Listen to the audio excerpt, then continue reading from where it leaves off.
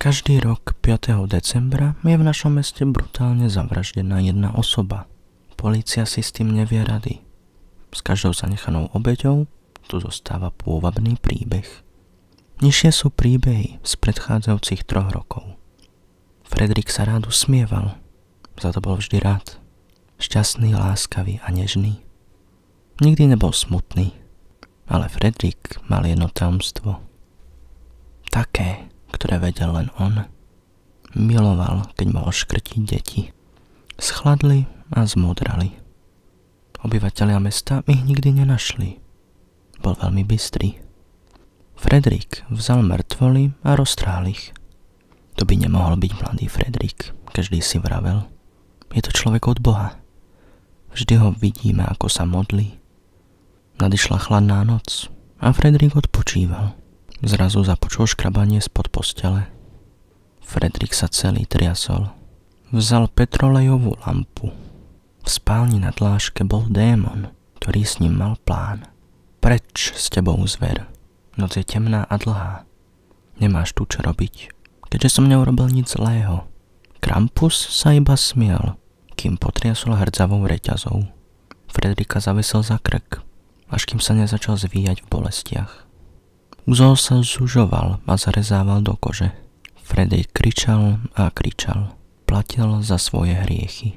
Žobral a úpenlivo prosíkal až do posledného dychu. S prekrásnym rupnutím Fredrik vykrvácal až na smrť. Krampus ho zavesil, aby Fredrik vyschol. A všetci obyvatelia mesta začali plakať, ale nie kvôli deťom, ale preto, že ich duše boli teraz voľné. A pod Fredrikovým telom škodoradosne tancovali prízraky. Gréta sa mala rada, viac ako by zniesla. Nikdy sa nemala dosť. Nikdy túto lásku nezdielala. Nikdy nemala túžbu.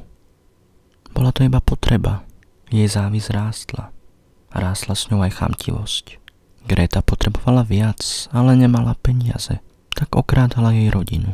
Priam sa za tým náhlila. To nie je dosť. Povedala by sama sebe. Musí mať všetko. Neexistuje iná možnosť. Gréta sa vkradla do domu starých rodičov. Vystavovali veľa pokladov, šperkov a drahokamov. Ale keď sa Gréta obzrela, nevidela žiaden majetok. Iba starého Krampusa. Gréta zvrieskla a triasla sa. Hľadela na jeho pázúry. Vedela, že tento zlý démonický Santa Claus nemá zľutovanie. Budeš mať bohatstvo, povedal Krampus s úšklapkom a dal jej ho. Potom, čo ju stiahol z kože. Herman bol doktorom. Aspoň to tvrdil. A každý jeden pacient mu musel zaplatiť.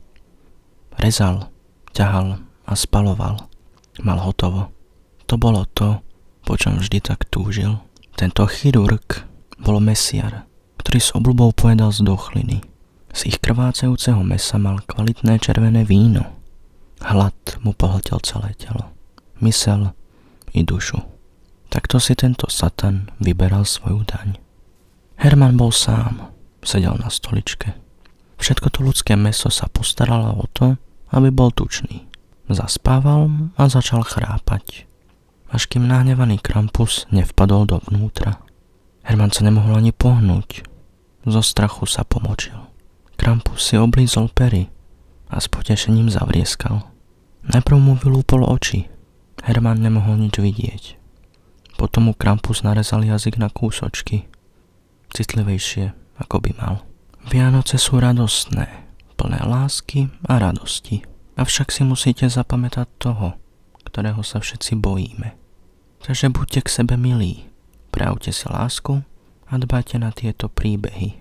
Inak vás Krampus nájde a určite budete na rade. Polícia pátra po informáciách, ktoré by mohli pomôcť priniesť vraha pred spravodlivosť. Čo sa týka dnešného rána, vo vedľajšej dedine boli nájdené ďalšie 3 telá.